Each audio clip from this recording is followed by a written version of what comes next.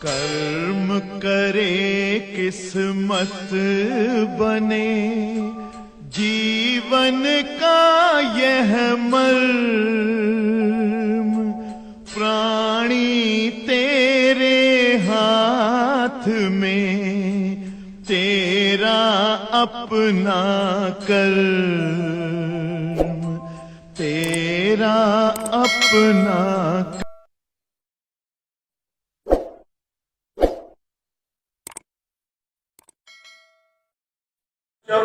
कल की क्लास तक हम लोग पढ़े थे विशिष्ट चालकता। यद्यपि जो टॉपिक डिराइव करने जा रहे हैं हम सभी लोग ऑलरेडी पढ़े हुए हैं, हमने आपको समझाया हुआ है। ये टॉपिक जो है परसों नरसों की क्लास में, लेकिन लिखे नहीं थे, इसीलिए लिखाने के पर्पज से थोड़ा थोड़ा समझाते हुए लिखाता चल रहा हूँ। तो देखिए जरा, विशिष्ट चालकता जिसके बारे में अभी कल की क्लास में भी आपने पढ़ा था, विशिष्ट प्रतिरोध का व्युत्क्रम विशिष्ट चालकता कहलाती है।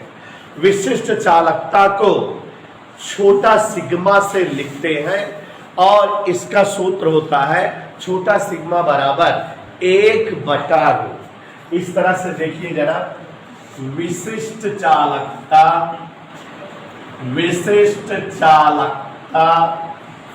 एवं धारा घनत्व में संबंध।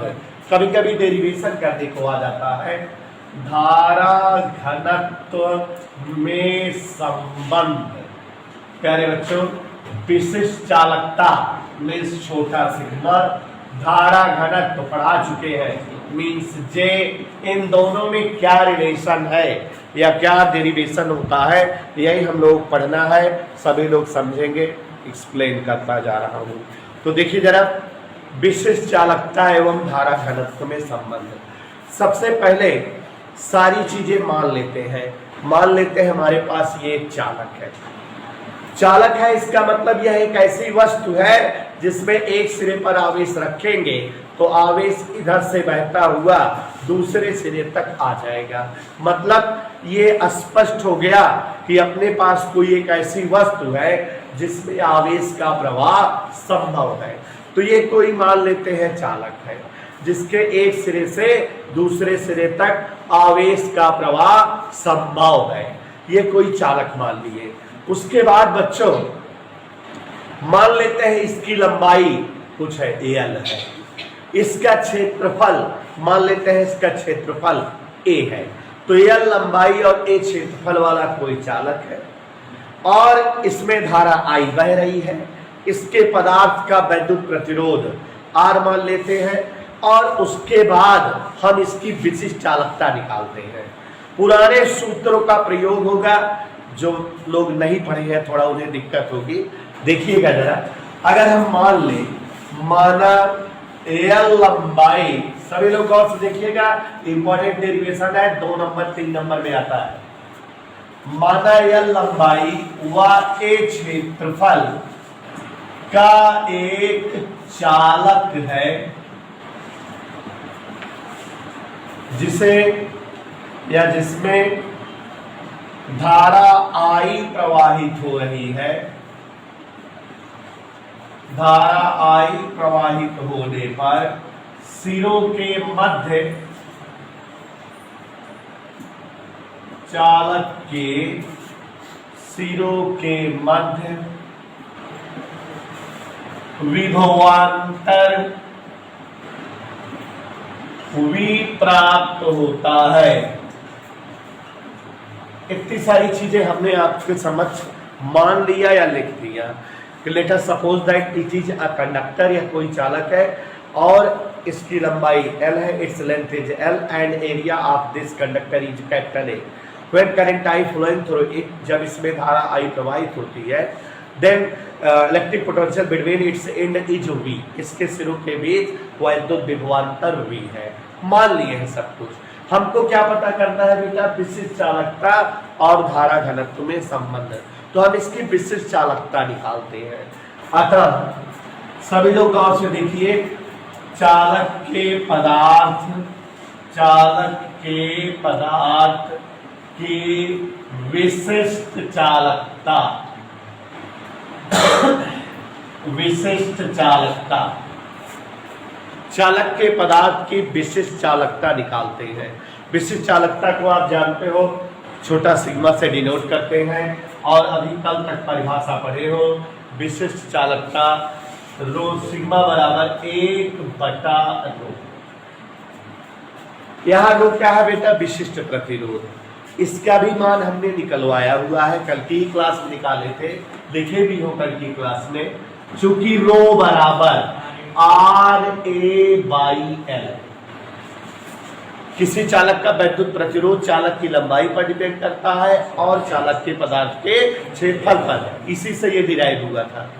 तो यहां रख दे बेटा, इसलिए सिग्मा बराबर, ये रो का मान इतना है तो 1/रो का मान पलट जाएगा L/RA। और सभी लोग जानते हो बेटा कि ये R वैद्युत प्रतिरोध है, जिसकी परिभाषा ओम के नियम के द्वारा आई हुई है, इसी चैप्टर में पढ़ाए हुए हैं। चालक के सिरों के मध्य का विभवांतर और चालक में प्रवाहित धारा का अनुपात चालक के पदार्थ का वैद्युत प्रतिरोध कहलाता है।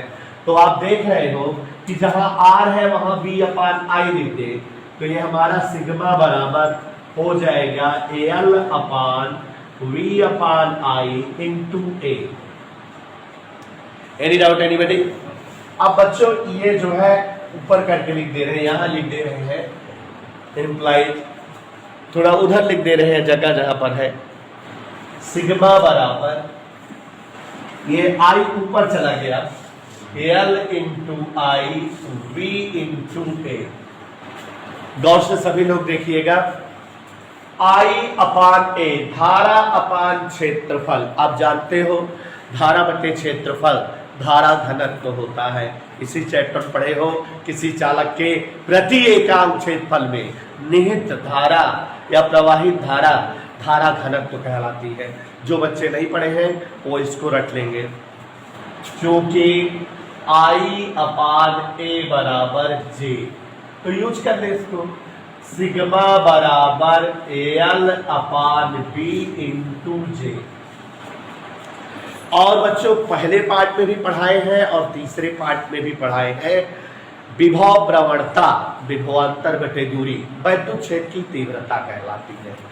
तो V/L बराबर वैद्युत क्षेत्र की तीव्रता। V/L बराबर क्या होता है बच्चों? वैद्युत क्षेत्र की तीव्रता। और आगे देखो, पलट दो, L/B 1/E हो जाएगा। यहां पुट कर दो, सिग्मा बराबर L/V की जगह 1/E into J, तिरछा गुणा कर दीजिए।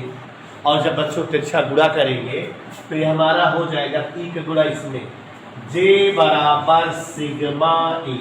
और ये धारा घनत्व और वैद्युत क्षेत्र की तीव्रता में डेरिवेशन आ गया आपका। गत्यात्मक प्रतिरोध, नाम से परिभाषा स्पष्ट हो जाएगी। गत्यात्मक प्रतिरोध को गत्यात्मक प्रतिरोध न कह करके अल्पतम प्रतिरोध कहता तो कुछ ज्यादा ही बेहतर होता। अल्पतम प्रतिरोध, आप साइंस में जानते हो, कोई चीज जब बहुत छोटी हो या कहीं कोई परिवर्तन बहुत कम होता है तो उसके लिए एक अक्षर प्रकट करते हैं डेल्टा। हम लोगों ने पढ़ा हुआ है कि वैद्युत प्रतिरोध R बराबर V/I, ये पढ़ा हुआ है कि ऊपर विभवांतर रहे नीचे धारा रहे तो विभवांतर और धारा का अनुपात, विभवांतर का धारा से अनुपात वैद्युत प्रतिरोध कहलाता है। तो अगर मान लो कोई चालक है, इसमें धारा बह रही है और इस कारण इसके सिरों के बीच विभवांतर बन रहा है या प्राप्त हो रहा है। 2 एम्पीयर धारा बह रही है, सिरों के बीच 5 वोल्ट का विभवांतर। 3 एम्पीयर धारा प्रवाहित हो रही है, सिरों के बीच 8 वोल्ट का विभवांतर। तो विभवांतर और धारा ये जो है इनके अनुपात निकाल ले, विभवांतर के मान को धारा के मान से भाग दे दे तो वही तो वैद्युत प्रतिरोध आ जाता है। लेकिन अगर हम किसी चालक में धारा थोड़ा सा बढ़ाएं, जैसे धारा प्रवाहित हो रही है, आधा एम्पीयर धारा बढ़ा दे, तो जब धारा थोड़ी सी बढ़ाओगे, धारा में परिवर्तन अल्प करोगे, तो उसके सिरों के बीच वोल्टेज भी तो अल्प ही बढ़ेगा। तो आपको पढ़ाए हुए हैं जॉर्ज साइमन ओम का नियम कि चालक के सिरों के बीच का वोल्टेज डिपेंड करता है चालक में बहने वाली धारा पर। धारा बढ़ाते जाओगे वोल्टेज बढ़ता जाएगा। अगर धारा अल्प बढ़ाओगे, थोड़ी धारा बढ़ाओगे, तो वोल्टेज भी थोड़े से तो बढ़ेगा। तो अगर कभी किसी चालक में प्रवाहित धारा में अल्प परिवर्तन किया जाए, मान लो डेल्टा आई, और सिरों के बीच जो वोल्टेज हो, इस कारण उसमें भी अल्प परिवर्तन प्राप्त हो, डेल्टा बी, तो ये जो दोनों परिवर्तन है वोल्टेज का और धारा का, इन दोनों के अनुपात को गत्यात्मक प्रतिरोध कहा जाता है। बस यही इतनी छोटी सी परिभाषा है गत्यात्मक प्रतिरोध की। ध्यान दीजिएगा, यहां पर चालक में यदि प्रवाहित धारा, जो धारा बह रही हो बच्चों चालक में, प्रवाहित धारा में अल्प परिवर्तन, गौर से देखिएगा, अल्प परिवर्तन करने पर, अगर किसी चालक में जो धारा बह रही है उसमें थोड़ा सा बदलाव करें, थोड़ा धारा बढ़ा दे या थोड़ी धारा घटा दे, थोड़ा परिवर्तन करें, अल्प परिवर्तन करने पर सिरों के मध्य विभवांतर में अल्प परिवर्तन प्राप्त होगा। Is that okay? और इन दोनों परिवर्तनों का अनुपात क्या कहलाएगा? गत्यात्मक प्रतिरोध। विभव में हुए अल्प परिवर्तन, विभवांतर में हुए अल्प परिवर्तन व धारा में हुए अल्प परिवर्तन, विभव में हुआ अल्प परिवर्तन डेल्टा बी और धारा में अल्प परिवर्तन डेल्टा आई का अनुपात, दोनों को एक दूसरे से भाग दो, गत्यात्मक प्रतिरोध कहलाता है। स्मॉल आर से लिखते हैं, सूत्र होता है डेल्टा बी बटा डेल्टा आई। बस केवल परिभाषा के लिए है, परिभाषा याद कर लीजिए और कोई दम तो है नहीं। जैसे वैद्युत प्रतिरोध की परिभाषा लिखाए थे कि विभवांतर और धारा का अनुपात वैद्युत प्रतिरोध कहलाता है, वैसे ही गत्यात्मक प्रतिरोध अगर पूछे तो आप बता दोगे विभवांतर में हुए अल्प परिवर्तन और धारा में हुए अल्प परिवर्तन का अनुपात गत्यात्मक प्रतिरोध कहलाता है। और कोई भी चीज यहां बदली नहीं है, मात्रक वही होगा जो प्रतिरोध का होता है, मात्रक बच्चों ओम ही होगा इसका भी। तो छोटी छोटी दो चार परिभाषाएं हैं, ऐसे क्लियर कर लीजिए।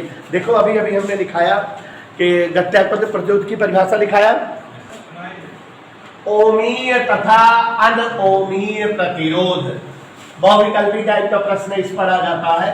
छोटी छोटी केवल परिभाषाएं हैं, आप सभी लोग देख रहे हो इस चैप्टर में परिभाषा धुआंधार है। तो देखिए जरा, ओमीय और अनोमीय प्रतिरोध, ओमीय तथा अनओमीय प्रतिरोध, ओमीय तथा अनओमीय प्रतिरोध क्या होते हैं समझिए। 3 स्टेप में परिभाषा है ओमी प्रतिरोध की और अनोमी प्रतिरोध की। अगर कोई चालक हम आपको ऐसा दे दें, जैसे कोई चालक है आप हमारे पास, इस तरह से आपको दे दिया जाए कोई चालक, और आपको चालक देने के साथ साथ वोल्ट मीटर भी दे दिया जाए कि आप चालक से वोल्ट मीटर जोड़ दो, जो इसके सिरों के बीच वोल्टेज बने आप उसको नाप सको, और एक अमीटर दे दें धारा मापी कि चालक में जो धारा प्रवाहित करो वो भी नाप सको आप। कहने का मतलब ये हो गया कि आपको हम एक चालक दे करके वोल्ट मीटर और अमीटर से वोल्टेज और धारा मापने में समर्थ करा दे रहे हैं कि आप धारा भी नाप लो और वोल्टेज भी नाप लो। मान लो आपने इस चालक में 2 एम्पीयर धारा प्रवाहित किया, आपने देखा कि इसका वोल्टेज 6 वोल्ट था, कोई ना कोई वोल्ट रहेगा, विभव आएगा, नाप करके उसको लिख दो। फिर आप जो है इसमें धारा बदल दो, 3 एम्पीयर प्रवाहित करो, और वोल्टेज इसमें कुछ आ जाए, फिर आप इसमें धारा और कुछ प्रवाहित करो, वोल्टेज कुछ और आ जाए, धारा के कई मान आप प्राप्त करो, माने अलग अलग मान की धारा प्रवाहित किया, और जब धारा अलग अलग चालक में प्रवाहित होगी तो इस कारण चालक के सिरों के बीच वोल्टेज भी डिफरेंट डिफरेंट मिलेगा कि नहीं? थोड़ी धारा प्रवाहित होगी तो चालक के सिरों के बीच वोल्टेज थोड़ा सा रहेगा, ज्यादा धारा प्रवाहित होगी तो चालक के सिरों के बीच वोल्टेज ज्यादा रहेगा। ज्यों ज्यों धारा बढ़ाते जाओगे सिरों के बीच वोल्टेज बढ़ता हुआ मिलेगा, ऐसे आएगा कि नहीं? अब इन मानों को देखो, गौर से देखो, इन मानों को ध्यान से देखो। पहले वाला मान उठाओ, V वाला मान और I वाला मान, दोनों को डिवाइड करो, दोनों का अनुपात निकालो, 6/2 कितना आएगा? दूसरे मान को लेके चलो, 9/3 कितना आएगा? तीसरे मान को लेके चलो। माने आपको एक खास बात नजर आ गई मेरे इस हिसाब के कैलकुलेशन से। यदि हम किसी चालक में भिन्न भिन्न मात्रा की धारा प्रवाहित करें और प्राप्त विभवांतरों के मानों के साथ उन धाराओं का अनुपात निकालें और धारा के प्रत्येक मान के लिए वोल्टेज और धारा का अनुपात हमेशा बराबर बना रहे, वोल्टेज और धारा का अनुपात हमेशा, तो ऐसा चालक जिसके लिए वोल्टेज और धारा दोनों के मानों का अनुपात सदैव समान बना रहे, उसे हम ओमीय प्रतिरोध कहते हैं। क्यों? क्योंकि ये ओम के नियम का पालन कर रहा है।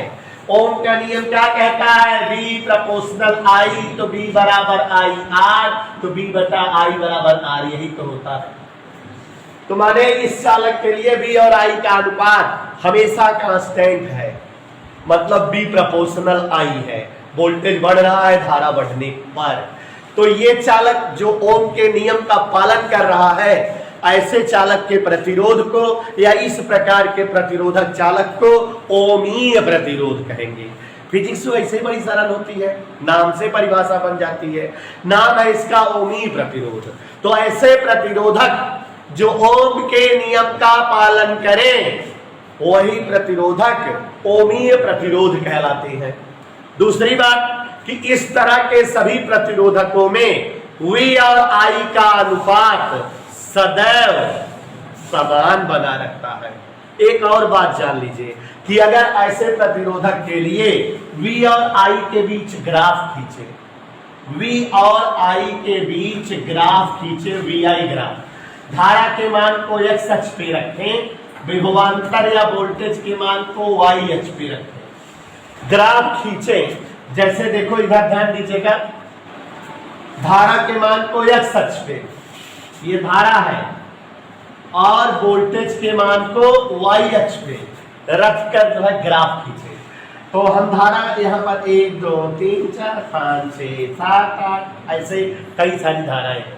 यहाँ वोल्टेज 1 2 3 4 5 6 7 8 ऐसे वोल्टेज है। देखो धारा शुरुआत में क्या एम्पियर है, तो 2 वाली लाइन ऐसे बढ़ाएं, उस दौरान वोल्टेज कितना है?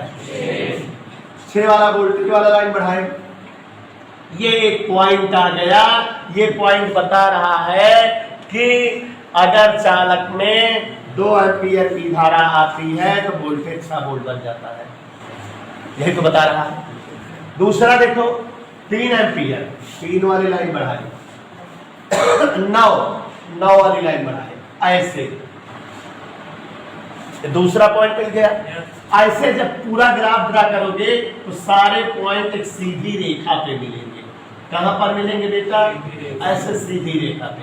तो आप बोल सकते हो कि VI ग्राफ मींस वोल्टेज और धारा के मध्य खींचा गया ग्राफ सरल रेखीय होता है या सीधी रेखा में प्राप्त होता है। तो परिभाषा केवल बतानी है, ग्राफ नहीं खींचना है, समझाने के लिए खींच रही है। Is that clear? तो अब यहां पर जो है ओमीय प्रतिरोधक के लिए 3 स्टेप में परिभाषा हमने समझाया। 3 स्टेप में आप बताओगे, चलिए कैसे? सबसे पहले ऐसे सभी प्रतिरोधक जो ओम के नियम का पालन करें, जो ओम के नियम का पालन करते हो, वैसे प्रतिरोधक ओमी प्रतिरोध कहलाते हैं। और ऐसे प्रतिरोधक जिनके लिए V और I का अनुपात सदैव समान बना रहे, ऐसे प्रतिरोधक ओमी प्रतिरोध कहलाते हैं। तीसरा स्टेप बताए कि ऐसे सभी प्रतिरोधक जिनके लिए V और I के मध्य का ग्राफ VI ग्राफ सदैव सीधी रेखा में प्राप्त हो, वही जो है प्रतिरोधक कैसे प्रतिरोधक कहलाते हैं? ओमीय प्रतिरोध कहलाते हैं। इसका उल्टा उल्टा बोल दो, एक है उल्टा, अनओमीय प्रतिरोध बन जाएगा। कैसे? ऐसा कोई प्रतिरोधक हो जो ओम के नियम का पालन, ऐसे सभी प्रतिरोधक जिनके लिए वोल्टेज और धारा के मानों का अनुपात समान न बना रहे, वे प्रतिरोधक क्या कहलाते हैं? ऐसे सभी प्रतिरोधक जिनमें V और I के बीच खींचा गया ग्राफ सीधी रेखा में न मिले, वक्राकार, एक बिंदु यहाँ, एक यहाँ, एक यहाँ, एक यहाँ, ऐसे मिले, तो ऐसे प्रतिरोधक क्या कहलाते हैं? समझ आ जाना चाहिए, परिभाषा ही है और कुछ नहीं है। इस चैप्टर में हमने आपको पढ़ाने की जिस दिन शुरुआत किए थे उसी दिन समझा दिए थे कि चैप्टर में थोक के भाव में थ्योरी है, बहुत मजा आएगी हर थ्योरी पढ़ने में। और जो लेट लपेट ज्वाइन कर रहे हो वो पीछे जो है YouTube पे जाइए, अर्जुन स्टडी चैनल ओपन करिए, प्लेलिस्ट खोलिए, पीछे की वीडियोस देख लीजिए, इस चैप्टर की पूरा अच्छे समझ आ जाएगा। वैसे हम 10 तारीख से नई बैच बना रहे हैं पीछे के चैप्टरों को पढ़ाने के लिए, ठीक है। तो यहाँ ध्यान दीजिएगा, ओमी प्रतिरोध और अनोमी प्रतिरोध की परिभाषा आप समझ गए, परिभाषा ही बतानी थी। जो हमारे घरों में तमाम उपकरण प्रयुक्त होते हैं, पंखा, बत्ती, बल्ब, टीवी, टेप, सब ओमी प्रतिरोधक होते हैं, ओम के नियम का पालन करते हैं। कुछ और उपकरण का नाम बता दे रहे हैं जिनके बारे में आप सुने नहीं है, जैसे डायोड वाल्व, ट्रांजिस्टर, ये सब अनोमी प्रतिरोधक होते हैं, शुद्ध रूप से ओम के नियम का पालन नहीं करते, ओम के नियम से विचलन प्रस्तुत करते हैं, इसलिए जो है वो अनोमीय प्रतिरोधक कहलाते हैं, ठीक है। अतिचालकता, सुपर कंडक्टिविटी, ध्यान दीजिएगा बच्चों, अतिचालकता, सुपर कंडक्टिविटी,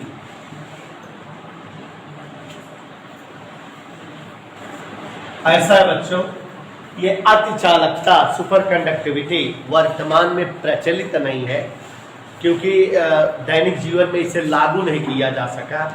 अगर ये चीज जिसके बारे में बताने जा रहे हैं, अगर ये लागू हो जाता तो जो आज बहुत बड़ी समस्या हम लोगों को है विद्युत की, कि धीरे धीरे विद्युत जिससे बनती है वो सब भंडार समाप्त हो जाएंगे, आने वाले समय में बिजली जो है नहीं मिल पाएगी, तो क्या होगा? अगर जो है ये जो चीज बताने जा रहे हैं ये जो है सत्यापित हो जाती, प्रचलित हो जाती, तो कोई भी व्यक्ति को बिजली के कनेक्शन लेने की जरूरत भी नहीं थी, बिना बिल चुकाए बिजली मिलती रहती है आपको, मतलब फ्री में आपको बिजली मिलती, जितना मन चाहे उतना बिजली का इस्तेमाल करते, और जो है एक बार क्यों घर कटिया मार देते हैं 1 घंटा बिना, और घर तोरे बिजली आ जाए तो कहो चुप नहीं करते, सारी लाइफ चलता रहा। ऐसी एक घटना है, लेकिन अफसोस समझ रहे हो कि ये जो है व्यवहार में लाया नहीं जा सका। नीदरलैंड एक देश का नाम है, नीदरलैंड। देखो कुछ बुक से हट के भी चीजें बता देते हैं। Netherlands is a name of country. वहीं के एक वैज्ञानिक थे कैमरलिंघम साहब। ध्यान दीजिएगा, नीदरलैंड के वैज्ञानिक कैमरलिंघम ने अतिचालकता सुपर कंडक्टिविटी की खोज की। हम आप भी खोज सकते थे, लेकिन हमारा आपका दिमाग इतना चलवा नहीं करता है। ये लोग साइंटिस्ट थे, इन लोगों का दिमाग तेजी से चलता है, तुरंत कैलकुलेट कर देते हैं, तुरंत बता देते हैं, खट से आ जाती है। इन्होंने क्या जो है सोचो, साइंटिस्ट लोग का दिमाग इतना तेज चलता रहता है, छोटे छोटे बच्चे रहते तब भी उनका दिमाग तेजी चलता रहता है। एक छोटे से जो है घटना एक साइंटिस्ट की याद आ रही है एक साइंटिस्ट है गॉस। गॉस गणितज्ञ है, मैथ में बहुत सारा उन्होंने सूत्र और परिभाषाएं खोजी है, सत्यापित कराई है। लेकिन आप उनके फिजिक्स में भी नियम पढ़ते होंगे, बहुत जगह फिजिक्स में डेरिवेशंस वगैरह फार्मूले वगैरह पढ़ते होंगे। केमिस्ट्री में भी गॉस जो है तमाम जगह नियम सूत्र दिए हुए हैं, बीएससी वगैरह तक पढ़ते हैं। सोचो 7th की क्लास में थे वो, कक्षा 7 में मिस्टर गॉस बैठे हुए थे। तो टीचर ने एक जो है पजल दे दिया बच्चों को, एक क्वेश्चन बोल दिया कि चलो बोल देते हैं, सब लोग हल करो सॉल्व करो। कभी कभी टीचर को पढ़ाने का मन नहीं रहता या टाइम पास करना रहता है, तो लाओ कुछ बोल दी, लड़के बोल करे और ऐसी चीज दे दी जूझत रहा है घंटा, सोचिए रहा है। तो यह सोच के 7th क्लास के स्टैंडर्ड के बच्चे थे, उनके बीच में एक टीचर ने उठाया जो है मार्कर, चाक उठाया, बोर्ड पर कहा ऐसा है कि सब लोग जल्दी से जल्दी हमें 1 धन 2 धन 3 4 धन 5 धन 6 डॉट डॉट डॉट डॉट 100 तक की संख्याओं को जोड़कर दिखाओ। कहा कि find the sum of 100 natural numbers, 100 प्राकृतिक संख्याओं को जोड़ के बताओ। तो उसने सोचा सब बैठी हैं, 1 में 2 जोड़ी है 3, 3 में 3 जोड़ी है 4, 6 में 4 जोड़ी है 10। ये तब की बात बता रहे हैं जबकि समांतर श्रेणी, गुणोत्तर श्रेणी, हरात्मक श्रेणी, इन सब चीजों का आविष्कार नहीं हुआ था। आज तो आप जोड़ लोगे, 1 मिनट में जोड़ लोगे, क्योंकि आपको पता लग रहा है समांतर श्रेणी है, समांतर श्रेणी के n पदों का योग का सूत्र लगाओगे, खट से जोड़ दोगे, आ जाएगा, जो मैथ वाले बच्चे हैं। लेकिन गॉस ने उस समय जोड़ दिया इसको। सोचो पता नहीं उनके दिमाग कहाँ सूझा, जबकि जो है कोई भी श्रेणी वगैरह का जानकारी नहीं थी। क्या किया उन्होंने, काफी देर तक देखते रहे, 1 2 3 4 5 6 100 तक लिखा है, इसको पलट के लिख दिए 100 99 98 97 96 1, वही श्रेणियां को उलट के लिख दिए और जोड़ मारी। इसको जोड़ोगे 101, इसको जोड़ोगे 101, इसको जोड़ोगे 101, इसको जोड़ोगे 101, सब का जोड़ 101 101 101 आएगा। 101 और 101 2 बार जोड़ोगे तो 101 गुणे 2, 3 बार जोड़ोगे 101 गुणे 3, तो यहाँ तो सीधे सीधे 100 बार है ना, तो 101 100 बार आ गया है। ये श्रेणी कई बार हो गई है, 2 बार, एक बार यहाँ है एक बार यहाँ है, तो 2 बार का जोड़ इतना आया है, तो 1 बार का जोड़ 2 से भाग, तुरंत आ गया 5050। जोड़ के दिखा दिया टीचर को। सोचो ब्रेन क्या किया कि 1 से लेकर 100 तक की गिनती लिखा और उसको पलट करके लिख के जोड़ दिया, तुरंत वो 10,100 हो गया, आधा मार दिए 5,050, उत्तर हो गया। तो ये थे हमारे गॉस साहब, जो सेकंड लेसन गॉस की प्रमेय है उन्होंने ही दिया था। तो वैसे ही कैमरलिंघम साहब नीदरलैंड के वैज्ञानिक थे, कैमरलिंघम साहब, उन्होंने एक बहुत बड़ी बात सोची। अभी अभी कल हमने पढ़ाया था चालकों का वैद्युत प्रतिरोध और ताप वृद्धि के समानुपाती होता है। माने ताप बढ़ाते जाओ तो प्रतिरोध क्या होता जाएगा, बढ़ता रहेगा।